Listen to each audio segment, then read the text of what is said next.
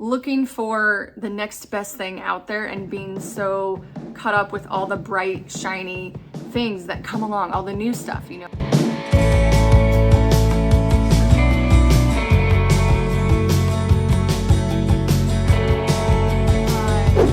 Hey there, I gotta show you what's next to me. All the Legos. Oh, is it gonna... Did it focus? I don't know, it probably didn't focus. I just gotta show you what was next to me while I film this.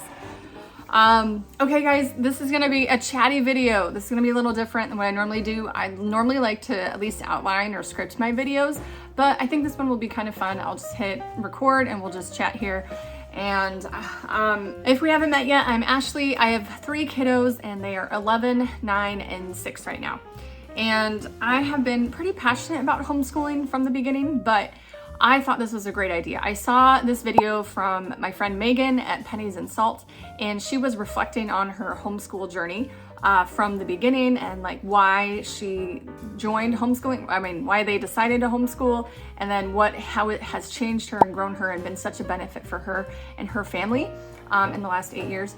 So I wanted to share a little bit about that with our family, and I thought that was a great idea. And I thought I would like to do that today. I have shared before a little more of my story of how I was a former teacher, but I really didn't teach that long, guys. I'll just be honest. I mostly was a substitute and I loved it. I love substitute teaching, but I did know I wanted to homeschool fairly early. But really, guys, with my personality, I'm just one of those people who kind of just takes it year by year. Growing up, I had many jobs. I was anything from the errand kid, boy, girl, the errand girl at a music store. I worked at Sonic for 2 weeks. I worked at a theater company and I was a teacher for the younger kids. I was the assistant to the director for the older kids. I worked as a manager of a daycare. Anyway, I don't need to give you my resume, but really I am just one of those people who takes it year by year. And when I jumped into homeschooling, I was like, okay, we can do this. But really, it has kind of been a year by year reflection every year. And that was probably one of the best advice I got from one of my former pastor's wives. She had 7 kids and she was homeschooling most of her kids, not all of them, but most of them. And she shared with us when I was first just starting having kids. I had 1 child at the time. And she said, they take it year by year, kid by kid. And maybe sometimes homeschooling is the best option for some kids and maybe it's not for other kids. And so she had some in school and some at home. And I thought that was really like freeing to know I didn't have to like keep myself in a box if I didn't want to, and maybe I could go back to teaching one day. So that's a part of my personality I like. I just like having the options open. I don't like to have it closed. But in reality though, I've chosen homeschooling every year in the last 8 years. I've chosen homeschooling for every kid every year. And it has been a great benefit for a family. All right, so where should we take this next?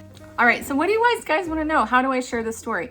I started with preschool stuff and I knew I needed to teach my daughter to read, I needed to teach her math, and I needed to teach her Bible. That was like my main reason for wanting to homeschool. Was I looked at the options for public schools and I knew they may have had great teachers, great programs, but they didn't have a biblically based curriculum. They didn't have biblically based education.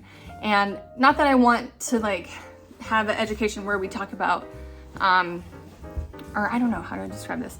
Not like the kind of education where there's a Bible verse on every page. Not that kind of education, just the kind where we're free to talk about God in every subject. And I've shared this before in other videos talking about how all education is divine from one of my Charlotte Mason basis videos. But I love being able to freely share, God made the heavens and the earth. We use God in science all the time. How did God make this? And how does he do that? We talk about God in history all the time. And really those are all the main things, but that was why I looked into homeschooling. And so, but one of the things I saw as a young mom, when I had a toddler, she was like 2.5 or 3, and then I had a baby, and I knew I wanted at least maybe one more child who wasn't there yet, but I was like, where do I start? Where do I go from here? And in my head, I'm like, oh, we're gonna do this and this and this and this. We're gonna do My Father's World for the rest of the homeschool. And I tried to make this big giant plan, and I realized I couldn't do that quickly. But I also was just like super anxious to get her into schooling. So, but we just dove into whatever preschool stuff I could find. And we just had a lot of fun, really. And I may not have been super consistent with some of the curriculum I used. And that's really like one of my biggest issues as a homeschool mom, and my weaknesses is my inconsistency. And even though I like to be flexible and adapt things here and there, I've noticed over the years that I struggle with sticking with things, even if they're hard or if I don't like them. And I realized in homeschooling, things can lose their luster really quickly. You know, you open up that fresh box and the new curriculum comes out and you're so excited for it. And some of those things, they have a little luster for a few weeks, but others of those, it's within a few days. And I've lost my motivation. I've lost all interest in it. And oh man, I've done that so many times, guys. And that's why maybe I've had a lot of people commenting on my older videos where I share older curriculums and reviews of curriculum I've used in the past. And they're like, why are you not using this now? And I'm like, I know, guys. This is why I'm like, how do I have a YouTube channel and talk about helping homeschool moms when I'm constantly changing curriculums? And guys, I'm sorry. It's just how I do it. And part of that, I think, is just because of my interest waning and looking for the next best thing out there and being so caught up with all the bright, shiny things that come along, all the new stuff, you know. I saw Good and the Beautiful come out. I was one of those in that time when it first came out, like, oh, this is cool. It's free. It's great.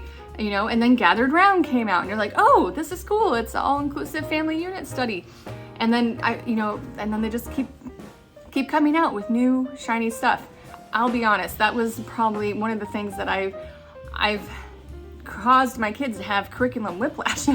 And I'm really trying to dial that down in these last few years. But so some of my favorites in the past were like the Playful Pioneers. I really, really did love that year. That's probably one of my favorite years in homeschooling. And my kids were, how old were they for that one? I think my oldest was maybe 6 or 7, and then my middle was like 5. Or maybe she was even 8. Anyway, she was 6, 7, or 8, and then my middle son was about 5, and my youngest was a toddler. He was just along for the ride. And we had a lot of fun. That was just reading and playing. And I felt like, we weren't getting to all the copywork and we weren't getting to all this and that. But through all of that, I know my kids, they learned to read and they learned through a lot of play. We did a lot of play and I really loved that one. And then the following year, I decided not to do Playful Pioneers for some reason, to do the Kind Kingdom. And I'm not sure why exactly, but I really do wish I probably would have stuck with that one. That was a good program and really did fit our family and our style. So that's probably just one of the biggest things I've learned is to try to stick with some consistency. And it's okay to adapt here and there, but you don't want to adapt so much that you're just dragging your kids around from one co-op to the next or one curriculum style to the next, and to just stick with something for several weeks, if not at least a year. So that's my goal this year, is I'm sticking with one thing for the whole year. And we're gonna do it, guys. I promise, we're gonna do it. We're gonna get to the end.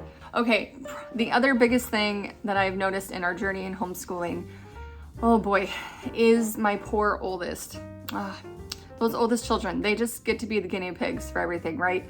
Whether maybe you had a child who was in school, then you pulled them out and then they had to learn how homeschooling worked, or you tried this curriculum and that curriculum, and those poor oldest kids.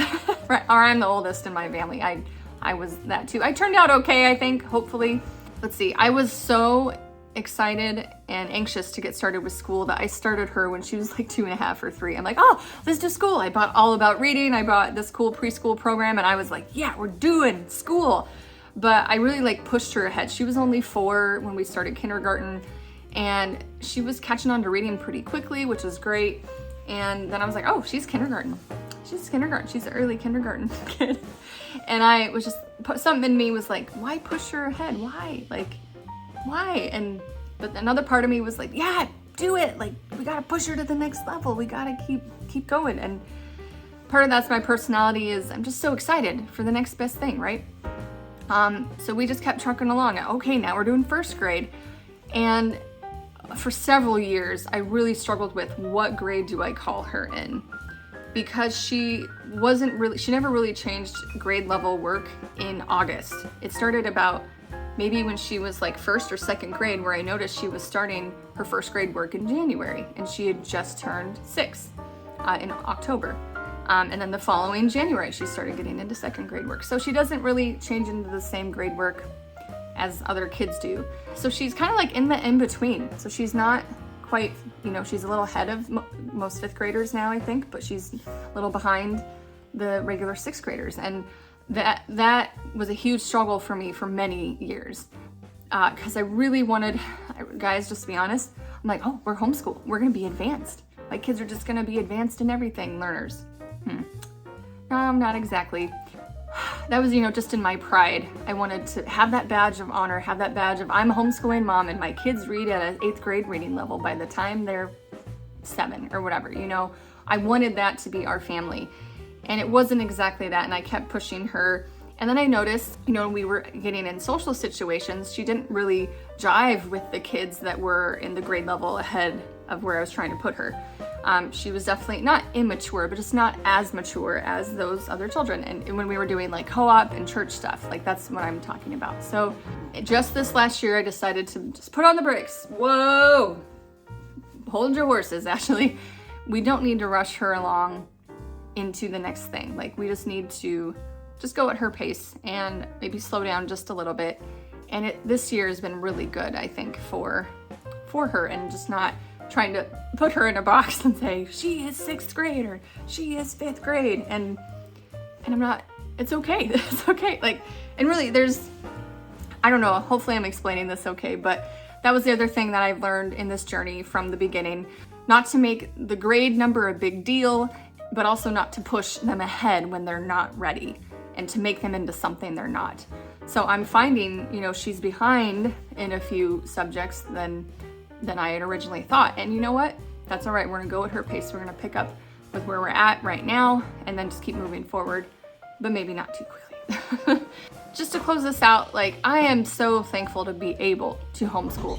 Oh, that scared me. I am so thankful to be able to homeschool, and I know that's not the case for everybody. I know it's not easy for everyone for the mom to decide to forego a career and to stay at home.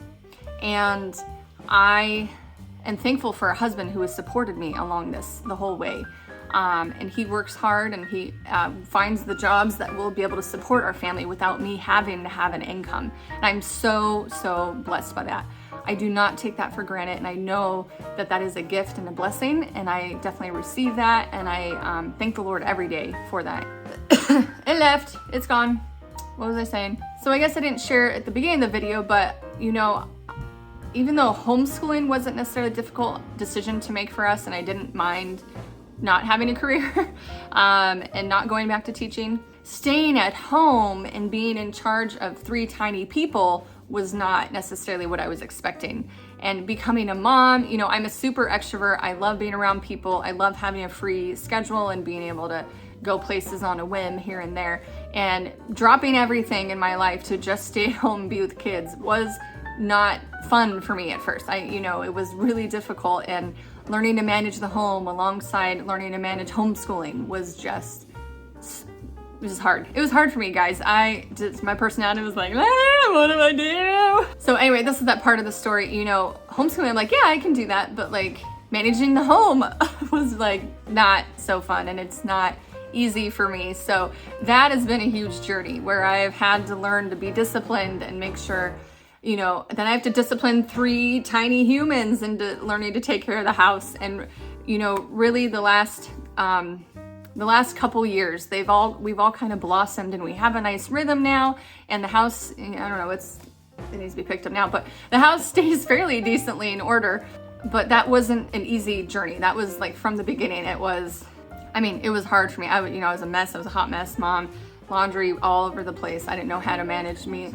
Anyway, managing the home was so hard. So anyway, just a little piece of that is I know I've grown in that. I still have a lot more to grow, but I have changed and I've grown, and I've learned to discipline myself and not just whine and complain about every little thing that has to be done in the house. Like, it's really a joy to serve my family, to make sure we have clean floors and clean dishes and clean clothes. It's a joy to meal plan and all those things. So I'm not a homemaking channel, but I just want to throw that in there and say that that was a huge part that kind of went hand in hand with the homeschooling, was learning how to manage a home. So, and I'm sure you guys are all doing that too and trying to figure that out. So, all right, so that is the big journey I've been on in homeschooling. Just a few points there. I don't want to keep you too long. And I really appreciate you taking the time to listen. So how is your homeschool journey going? Do you have any questions specifically that came up while I was chatting here? And I love chatting with you guys. So thank you so much for being here at Joyful Noise Learning. And I really appreciate all your support in anything. And I really love enjoying encouraging you guys and making you laugh and giving you good tips and resources. Yeah, all that stuff. So, I hope you guys are having a good winter. That's when I'm recording this video. And I will catch you in the next one. Go find his joy among the noise.